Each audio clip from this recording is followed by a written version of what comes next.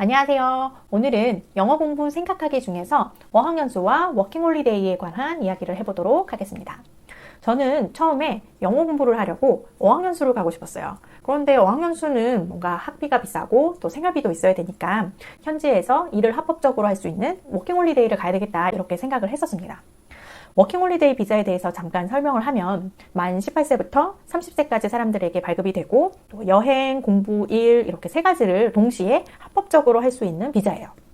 보통은 따로 다 받아야 하는데 이 비자는 세 가지를 다 할 수 있죠. 그러니까 얼마나 매력적이겠어요. 그래서 저도 그러면 영어 공부하고 나머지 시간에는 일도 해야지, 영어 공부가 끝나면 여행도 해야지 이렇게 생각을 했었습니다. 그러다가 인터넷 카페에서 주최하는 설명회 같은 데를 참석을 하게 됐는데 거기에는 이미 워킹홀리데이 경험 있으신 분이 나와서 설명을 해주셨단 말이에요.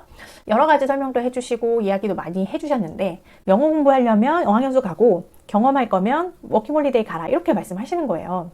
물론 이 외에도 많은 현실적인 말씀 그리고 생활 이야기 많이 해주셨는데 저는 좀 뜨끔했어요. 왜냐면 저는 처음에 영어 공부하려고 어학연수 가고 싶었는데 금전적인 이유로 워킹홀리데이로 바꾼 케이스잖아요. 목표가 여러 개면 하나도 하기가 어렵다. 그런 말씀을 하시는 걸 듣고 제가 곰곰이 생각을 해봤거든요. 워킹홀리데이의 목적은 여러 가지가 있는 거죠. 공부, 일, 여행 이런 식으로 보면 생활을 하는 거잖아요. 그러니까 최소한의 기본 영어가 돼야지 내가 효율적인 생활을 할 수 있겠다 이런 생각이 들더라고요. 그런데 지금 나는 기본 영어도 안 되고 그래서 영어 공부를 하러 가고 싶은 거니까 만약에 내가 워킹홀리데이를 간다면 두 마리 토끼를 잡으려다가 하나도 못 잡으면 내가 그동안 들인 시간과 노력과 이런 것들이 모두 물거품이 되지 않을까 그런 불안이 생기더라고요. 저의 가장 큰 목적이 영어 공부였기 때문에 어학연수가 더 맞겠다 이런 결정을 내리게 됩니다. 계획이 바뀌었기 때문에 처음에 계획했던 그 준비 기간이 훨씬 늘어나게 되긴 했거든요. 하지만 제가 그렇게 오랜 시간 준비해서 어학연수를 다녀왔고 지금 돌아봤을 때 후회는 없어요. 처음 한 해외 생활이었기 때문에 좀 우여곡절도 많고 힘든 것도 있고 여러 가지 사건 사고들이 있었는데 그래도 저는 영어 공부라는 그 목표 하나만을 보고 그것을 이루기 위해서 매진할 수 있었던 것 같습니다.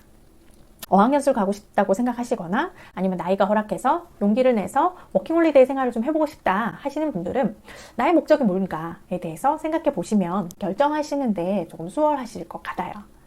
개인적으로는 워킹홀리데이 갈 때도 기초 영어를 하고 가시는 게 좋다고 생각하는데 한국에서 생활하시는 외국인 분들을 생각해보면 답이 딱 나옵니다.